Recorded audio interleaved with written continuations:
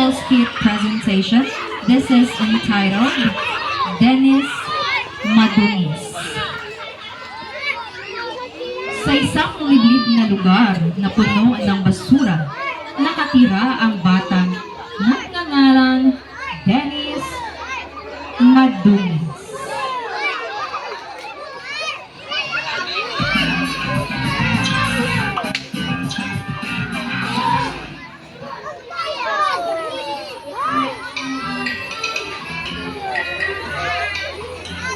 Naging palayaw na niya ito dahil hindi siya marunong maglinis ng kanyang katawan. Kaya ganito ang nangyari sa kanya isang araw.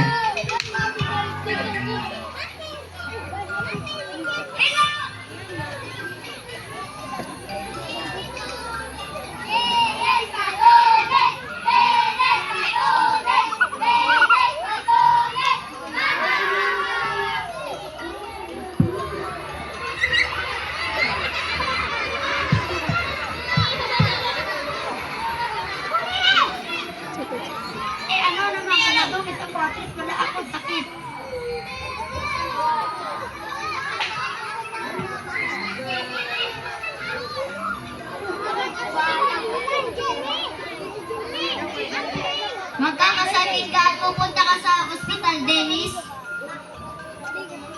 Iiyak ka dahil sa sobrang sakit. Dennis Madungis! Dennis Madungis! Dennis Madungis! Dennis Madungis! Hindi totoo yan, tignan na natin. Habang si Dennis ay kumakain, siya ay hindi man lamang naghuhugas ng kanyang mga kamay. Kaya ang kanyang mga magulang ay nababahala sa kanya.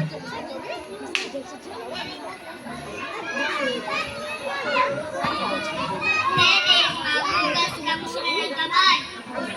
Dennis, marumi ang mga kamay ko. Napun talaga ako.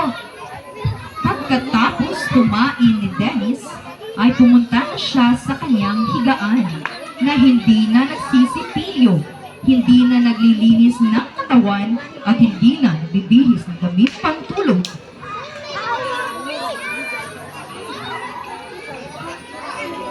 Dennis, ka ng malinis na sakit, anak.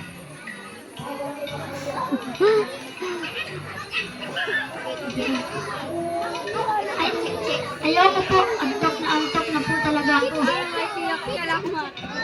Habang natutulog si Dennis, ay nanaginip siya.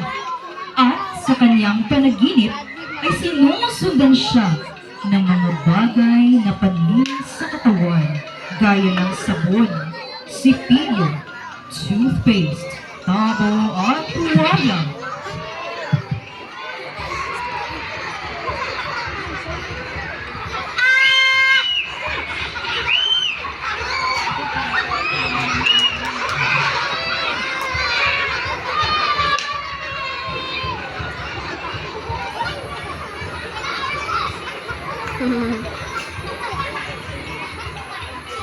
Pagkagising niya sa umaga, ay nababalisa siya. Takot na takot. Parang ayaw niyang bumangon. Pero gusto niyang bumangon. Agad niya itong sinabi sa kanyang mga magulang. Nay! Ang sarap ko ng panaginip ko. Tinutugtog ko ako ng mga panlinis sa katawan.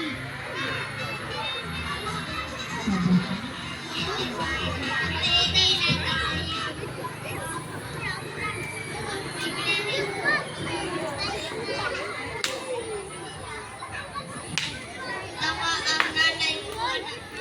Pero maginaw po ang tubig kaya ayaw ko pong maligo.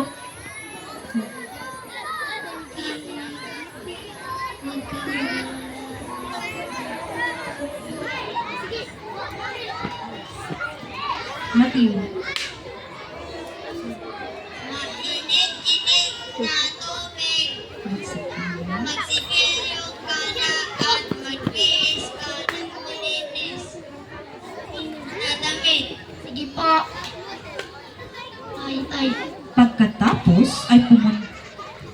Pagkatapos sinabi ng kanyang kanyang nanay at tatay, ang ginawa ni Dennis ay naligo, nagsipilyo, nilinis niya ang kanyang buong katawan mula ulo hanggang paa at nagsipilyo na siya ng kanyang ngipin at nagbihis ng malinis na damit. Pagkatapos ay pumunta na siya sa paaralan. Habang naglalakad si Dennis, siya ay nakita ng kanyang mga kaklase sa paaralan. Laking mangha, gulat na gulat ang mga mata ng kanyang mga kaklase. Nabihis na siya.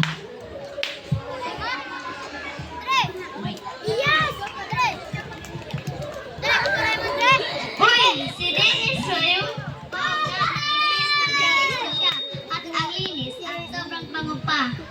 Dahil dyan, hindi ka na sumilis sa linis. Hindi, ikaw na sumilis. At nagpalakpakan ang kanyang mga kaklase dahil natuto na si Dennis na maglinis ng kanyang katawan.